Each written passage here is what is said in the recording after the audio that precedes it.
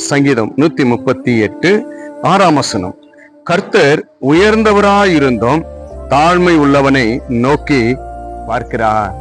பிரியமான தேவச்சனமே, இன்னைக்கு எல்லாராலும் ஒதுக்கப்பட்டு, இன்னைக்கு நீங்க கைவிடப்பட்டு, என்கிட்ட இன்னைக்கு ஒன்றுமே இல்லை, எல்லாருமே என்னை ஒதுக்கிட்டாங்க, நான் ஒரு தனி மரமா இருக்கிறேனே என்று கலங்கி கொண்டிருக்கிற அன்பு தேவ பிள்ளைகளே, ஆண்டவர் உங்களை பார்த்து தான் சொல்றார், நான் உயர்ந்தவராய் காணப்பட்டாலும் தாழ்மை உள்ள மகனே மகளே, உன்னை நான் நோக்கி பார்க்கிறேன், உண்மையில் எனக்கு பிரியம் இருக்கிறது என்று ஆண்டவர் இன்றைக்கு உங்களுக்கு ஆறுதல் கொடுத்து பலன் கொடுக்கிற தேவனாய் காணப்படுகிறார்.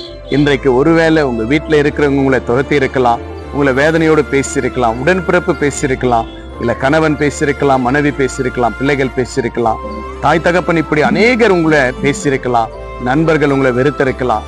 ஆனா ஆண்டவர் இன்றைக்கு உங்களோடு பேசுகிறார், மகனே மகளே, நான் உயர்ந்தவராய் காணப்பட்டாலும் தாழ்மை உள்ள உன்னை நான் நேசிக்கிறேன், உன்னோடு கூட நான் இருக்கிறேன் என்று ஆண்டவர் இதை பார்த்து கேட்டுக்கொண்டிருக்கிற தேவ பிள்ளைகளே, இயேசு உங்களோடு பேசிக் கொண்டிருக்கிறவராய் காணப்படுகிறார். விசுவாசிங்க, ஆண்டவருடைய பிள்ளைகளை கர்த்தர் ஒருபோதும் கைவிட மாட்டார். உலகம் உங்களை மறந்து போகட்டும், உலகம் உங்களை வெறுத்து விடட்டும், நீங்க ஒன்றுக்குமே உதவாது என்று சொல்லட்டங்க, ஆனா இயேசு ஒருபோதுமே உங்களை மறக்கவே மாட்டார். ஏனென்றால் பாருங்க, மரியாள் ஒரு தாழ்மை உள்ளவர்களாய் காணப்பட்டாலும் பரிசுத்த ஆவியானவர் பெரிய மாளிகையில பிறக்கல, மரியாதை தெரிந்து கொண்டு ஆசீர்வாதமாய் மாற்றினார். இன்றைக்கு உங்களுடைய வாழ்க்கையிலும் உங்களை எல்லாரும் வெறுத்திருக்கலாம், தாழ்மை என்று சொல்லியிருக்கலாம், ஏசப்பா உங்களை ஒருபோது தாழ்மையா உங்களை பார்க்கவே மாட்டாருங்க. உயர்ந்த தேவன் உங்களோடு இருக்கிறார்.